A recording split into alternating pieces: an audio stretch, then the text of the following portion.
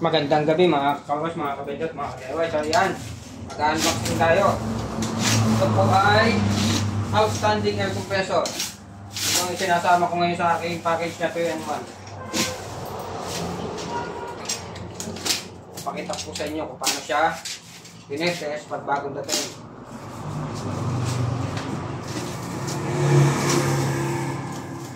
Pakita po kanyang accessory. Ito natin kailangan yan kasi mag-test lang tayo. Ituwa natin ang box. Ayan. Stop yan. Okay. So, dapat po check. Nakapatay muna. May takip po ito doon sa pasukan ng hangin, inlet ng air. So, tanggalin. Kuhanin itong filter.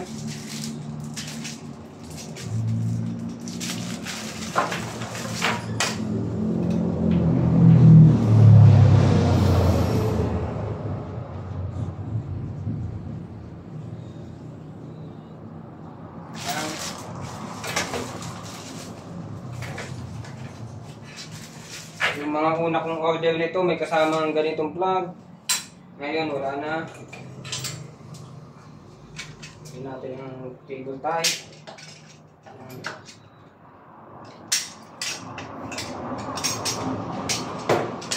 Light, cable. So ayan. Natin make sure na bago nyo isaksak, naka-off, nakasala ang bulb, and yun. Nakasaksak na po. I-on na natin.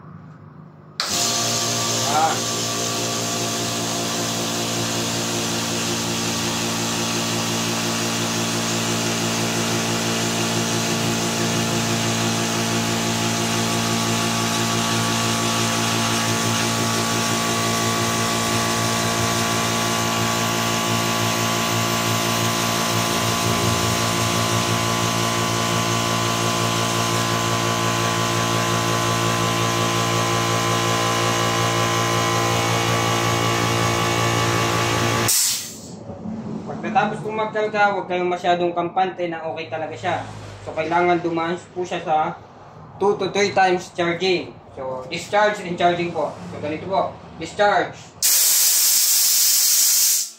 Nagkarga po, okay. Hintayin nyo po ulit mapuno.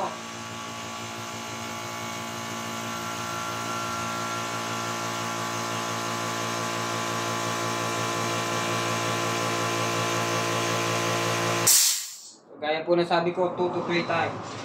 Tapa.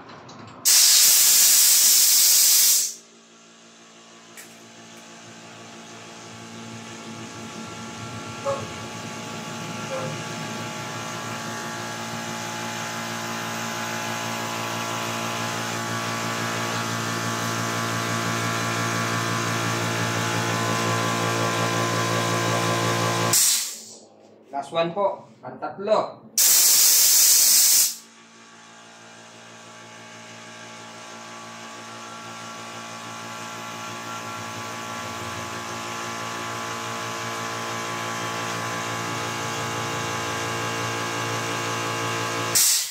Ito po, naturally, mainit yan.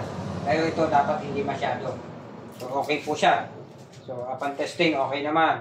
So, pag hindi nyo pa po gagamitin yung machine at itatago nyo muna, gaya ko, bubuhin ko pa yung paglalagyan sa kanya. So, dapat po yan ay patayin nyo at huwag nyo, stay yung hangin sa loob. Discharge po. Lahat po, i-discharge.